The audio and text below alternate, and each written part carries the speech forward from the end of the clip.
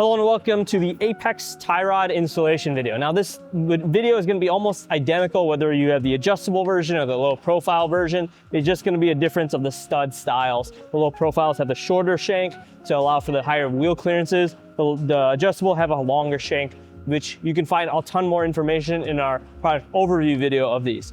But this is also going to be a really odd video because it's not going to be a complete installation. We're going to get about 80% of the way there. Because this customer has opted for our power or for our rack and pinion conversion, we're not going to be fully installing these because he's actually going to be opting for our complete rack conversion, which is going to be even more of an upgrade than our Apex factory box steering upgrades as it is. So we're gonna get you over to the car and we can see how far we can get. If you have any questions or see any gaps that we didn't cover, definitely give us a call or shoot us an email. So now we're gonna be installing the tie rods. Now, the installation for the low pro and the adjustable tie rod is slightly different, but this part is the same.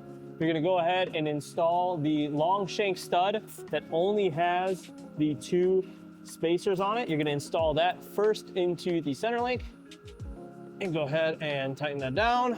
And then onto the tie rod while keeping one of the spacers in, and also note that the curved side should be pointed towards the rod end. We'll go ahead and install one of the rod ends to it, followed by the other spacer with the curved end pointing towards the ball, and then installing the nylon lock nut. So once you have that installed, you can go ahead and bring that over to the steering knuckle. Now this is where the difference is going to be between the low profile and the adjustable shank. The adjustable is the longer shank, which has bump steer adjustments. The low profile is for the shorter shank. It doesn't have bump steer adjustment, but clear smaller wheels. So this customer is having the smaller wheels, so we're gonna go install the low pros. All right, so the first thing we're gonna do is we're gonna unthread the socket head and the end cap so we can have access to this guy.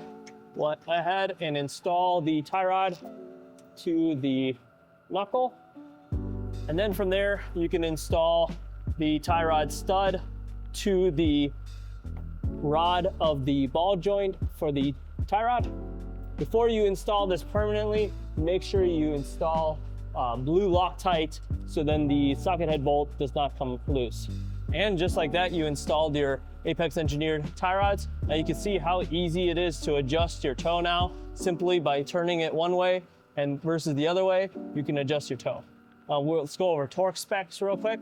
You're gonna torque both of the nylon lock nuts for the studs to 15 to 20 foot-pounds.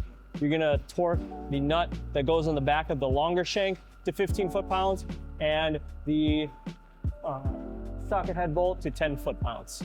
And then you'll repeat this on the other side, and if you have any other questions, give us a call.